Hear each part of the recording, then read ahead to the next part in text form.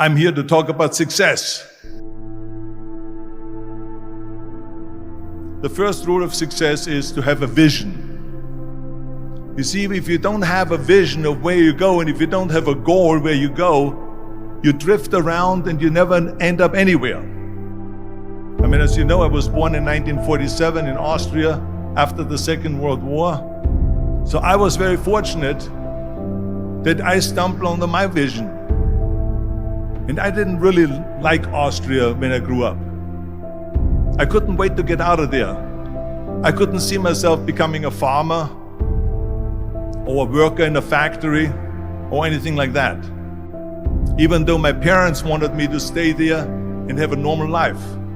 But that was their vision, not mine. My vision was totally different. I felt that I was born for something special, for something unique, for something big.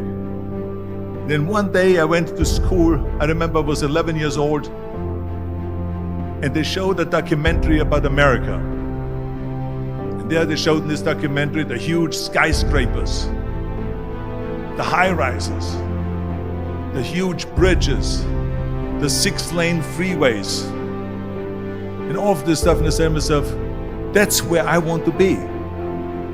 I don't want to be around here with these little farmhouses and these little buildings. I want to be in America.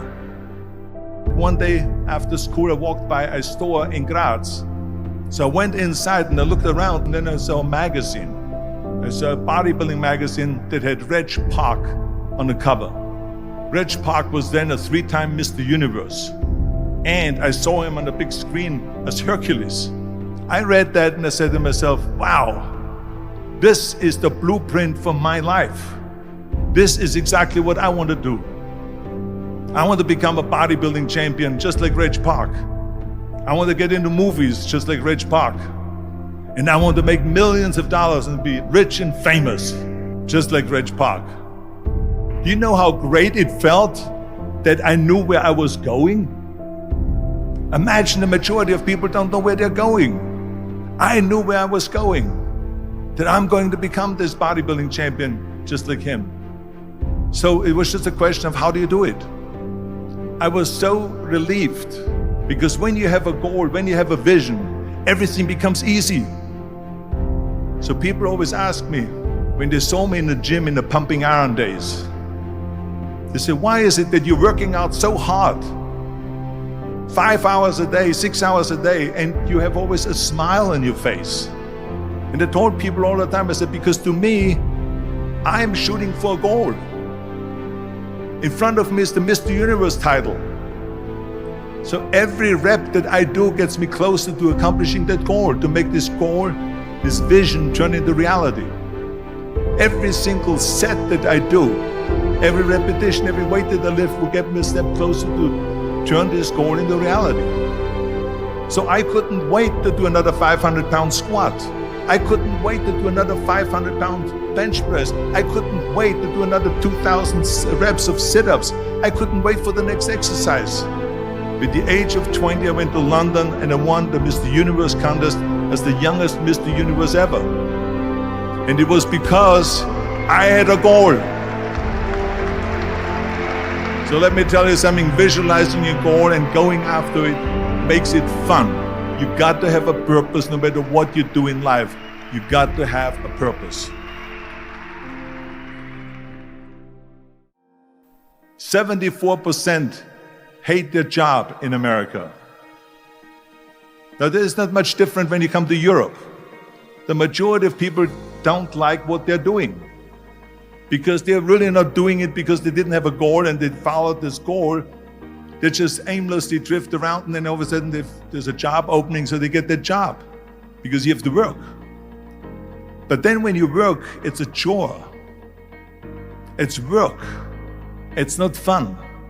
So if you think about, only a quarter of the people really enjoy what they're doing in life. That is unbelievable if you think about it. So I felt so blessed that I knew what I was doing. It's like a medical student that studies and knows he wants to become a doctor. You know where to go. And the same thing is also in politics. I remember that in politics, I had a very clear vision that I will be the leader of California. That's as far as I could go because I was not born in America, so I could not run for president.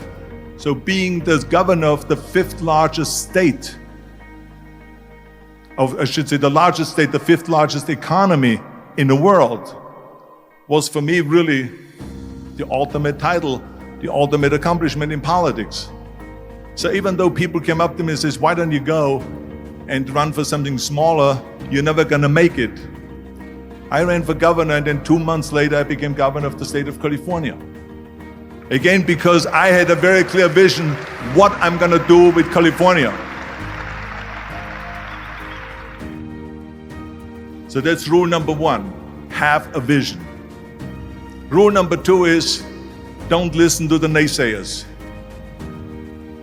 Don't listen to the naysayers.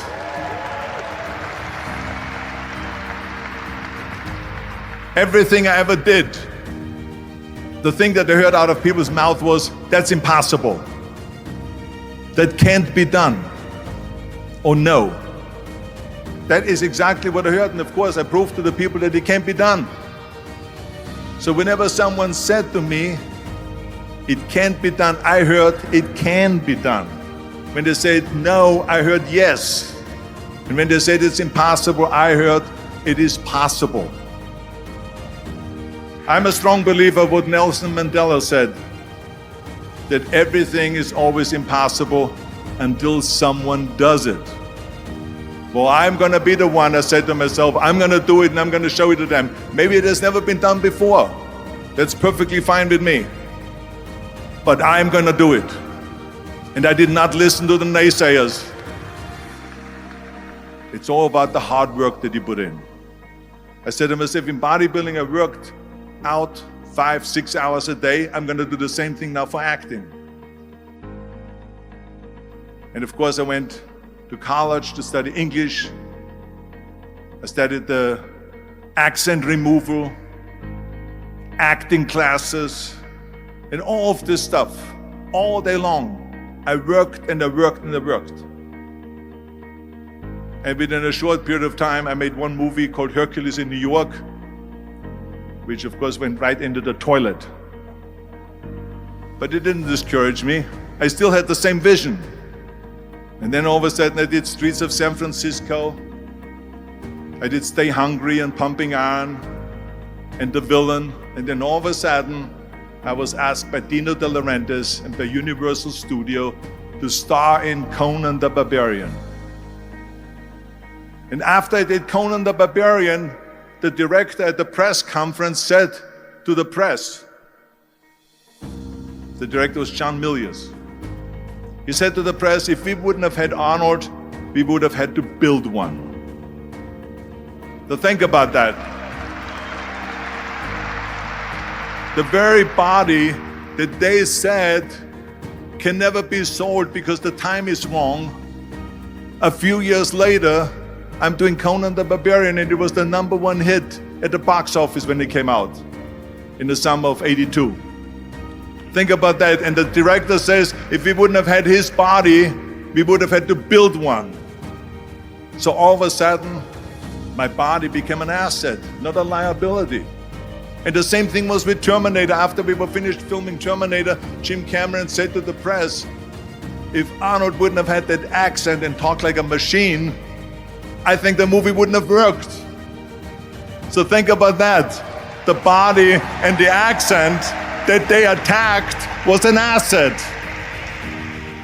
But I didn't listen to those losers. I didn't listen to them at all.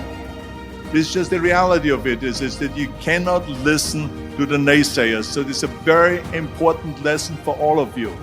So when someone says, no, this is a stupid idea, you in your mind, you don't have to say it, but in your mind just say to yourself, you're an asshole. What do you know?